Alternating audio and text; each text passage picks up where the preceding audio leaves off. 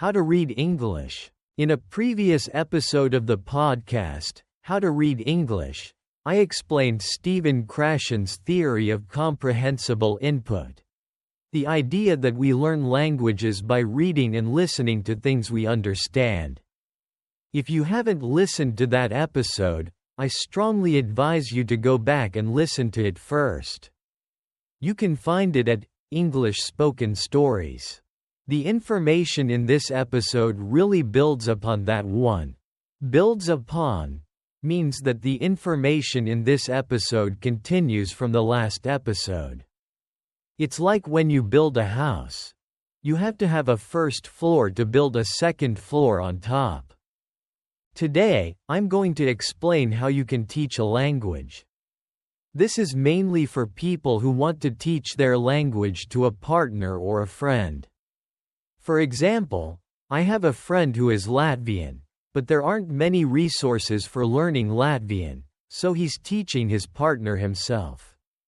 He's not a professional teacher, and the advice I would give to teachers is a bit different from the advice I would give to someone teaching a partner or a friend. If you are a language teacher, you will still find this episode useful, but I would recommend looking for more detailed resources.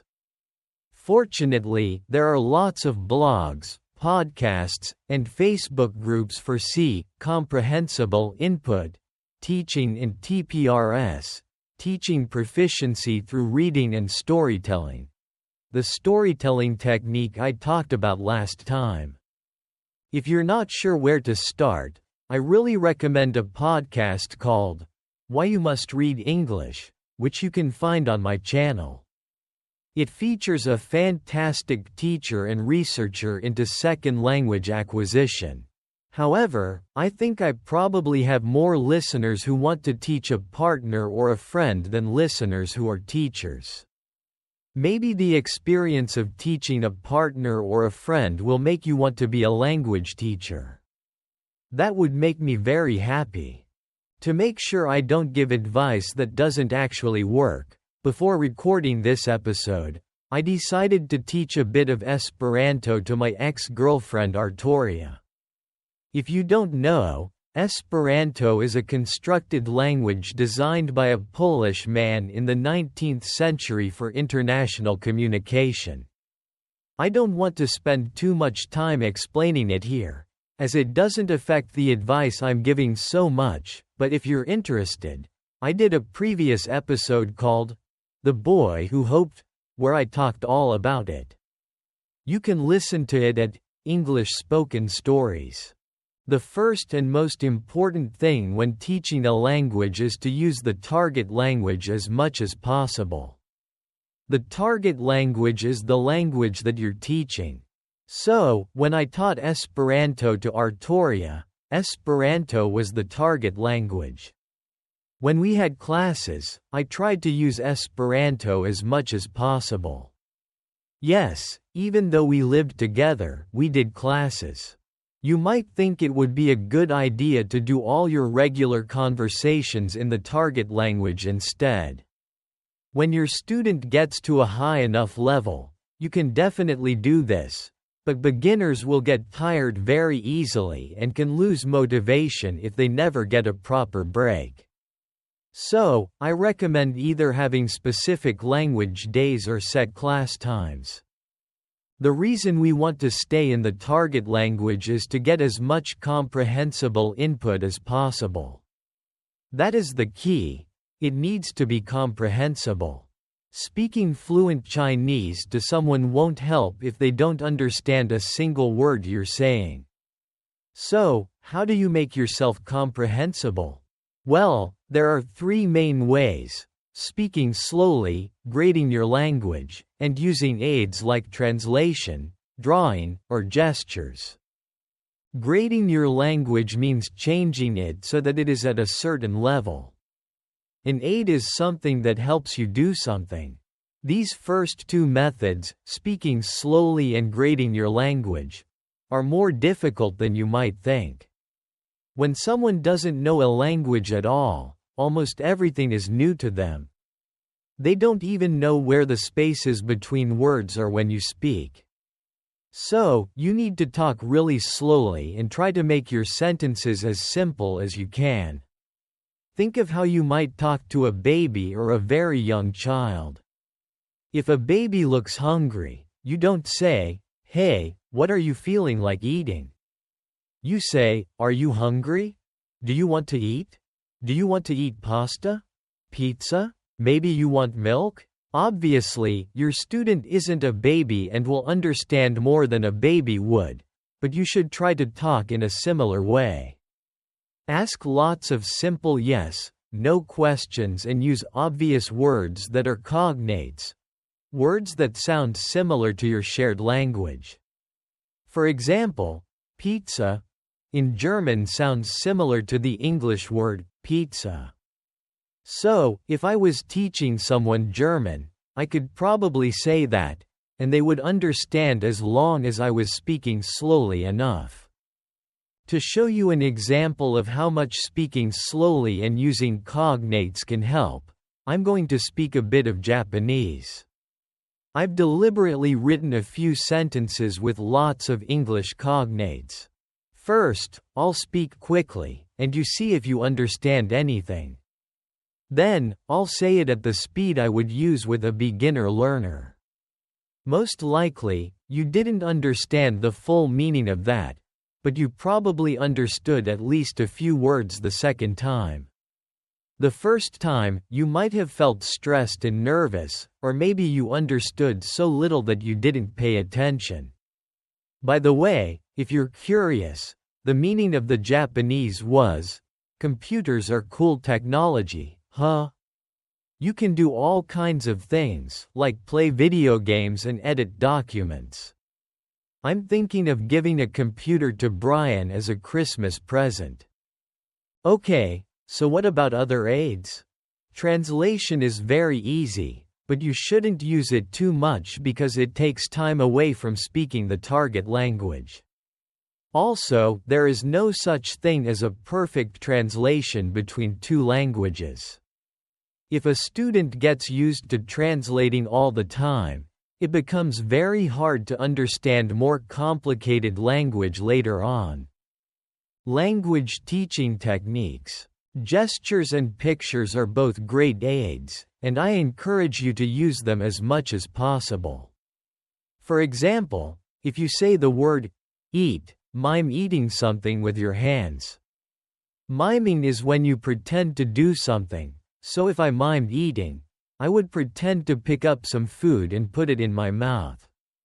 You can be quite creative with gestures and miming.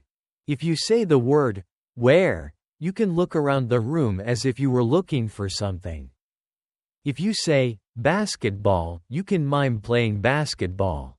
Here is a video that outlines some useful gestures. Another great method is to draw pictures to explain meaning, which can make things really fun. If you don't enjoy drawing, finding pictures from the internet to explain the meaning of a word is fine too. The only problem is that if you're going to download pictures, you might have to prepare them before talking about something because it can be hard to find a picture that shows exactly what you mean. For example, let's say you want to explain the word car. If you look up pictures of cars, they might have other things in them, roads, other cars, trees, and so on. The student might not understand if the picture means car, driving, road, and so on. This is why I prefer drawing and gestures. Here is an example of good use of drawing to do a story listening. It's also important to think about the physical space you are teaching in. Physical means something that is real, something that is solid. For example, a table is physical, but an idea or a dream is not physical. So when I talk about the physical space, I mean the real space inside your house, the rooms, the furniture, and so on. Classrooms are designed for teaching, but houses are not. Classrooms have blackboards or whiteboards, computers in useful locations, and the rooms are designed for one person to teach to a group of people. Think about what things will be useful to you. Do you want to write lots of words down on a whiteboard? Do you want to create a word wall? A wall with posters that have useful common words written on them along with translations? Do you want to show your students songs and videos, or do you want to mainly teach through activities like cooking and cleaning? I created a word wall for teaching oratoria. You might not have space for a big whiteboard in your house, but you could sit on the sofa and write on paper or type on your computer and use a projector to show it on the wall. A projector is a piece of technology that you connect to your computer, and it shows your computer screen on the wall as a large image. In cinemas, projectors are used to show films by projecting them onto the screen. When I taught oratoria, I made posters for a word wall with things like question words, common verbs, and pronouns with translations and pictures, and I pointed to them as I taught. Instead of using a projector, I connected my computer to a TV so that I could type and oratoria could read words off the screen at the same time. I could also show her songs and videos this way. You might also prefer not to do classes this way. Maybe you have a part of the house where you only speak the target language, or maybe there are certain activities that you use to teach.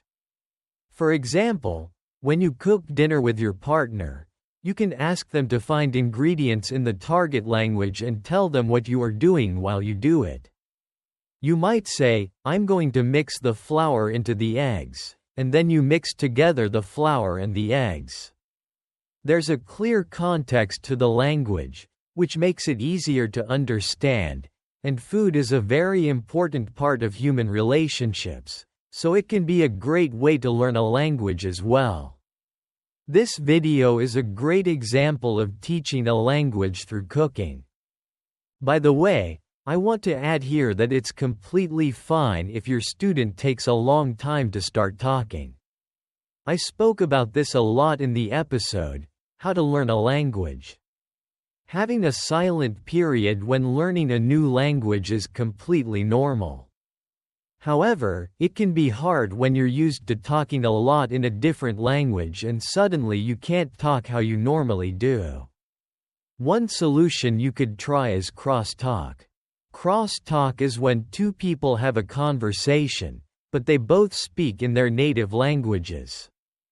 That way, both people can say what they want to say, and they can focus on understanding the other person and making themselves easy to understand. Of course, you might not speak your native language with your partner normally, so it might be your shared language that they use instead. For example, if I did cross-talk with oratoria, I would speak Esperanto and she would speak English, although Esperanto isn't my native language. Another option that I know is popular with multilingual families is to have language days. For example, you speak Swahili on Mondays and Tuesdays and English on other days.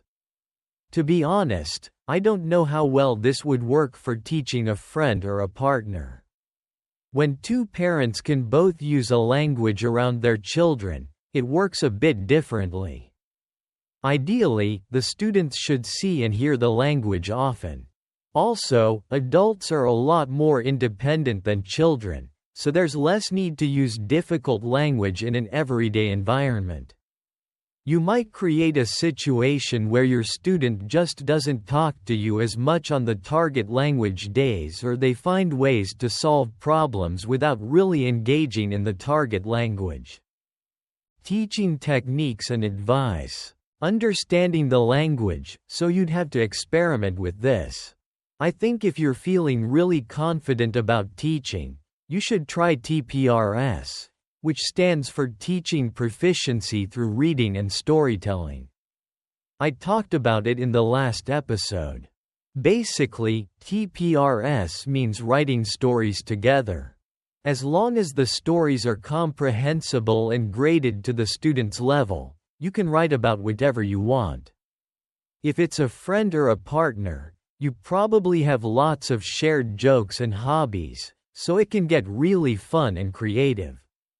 Then you can write and read the stories together, which creates material for the student to read outside of class as well. An example of TPRS that I did with one of my classes. There's also TPR, which sounds similar to TPRS but is quite different. TPR stands for Total Physical Response. Basically, you give commands in the target language. Commands are when you tell someone to do something, like jump in the air or sit down and then stand up. Many children's games use commands a lot. TPR works great for things like dancing and cooking, and it can be a really fun activity in general, as it helps make a very physical link between the language and the body. An introduction to TPR clip chats is another really fun activity that's easy to use. Basically, you take a short film and play it without sound. You pause the video after a few seconds and talk about what is happening. It is clear what the language means because the student can see what is happening. This works really well if it's a video that they know and like, but try to keep the language very simple at the beginning. It can be easy to try and explain everything that is happening, but it's important to grade it to your student's level. A clip chat I did with a class about Mr. Bean. Or you could try a story listening where you tell a fairy tale or a folk tale and draw pictures to explain what is happening in the story. Again, it's really important to grade the story to your student, and it's better to use fairy tales that everyone knows like Cinderella or Snow White. After doing a clip chat or story listening, you can write a summary of the story together. I like to do this by asking my student questions. What was the name of the girl? Where did she go? This helps me understand how well they understood the story. If they didn't understand something, I can explain it. Then after writing the summary, they have something they can read outside of class to keep building the language in their head. This is a good time to talk about understanding in general. Many teachers say, teach to the eyes, which means you should look at your students' eyes and faces closely to make sure they understand what you are saying.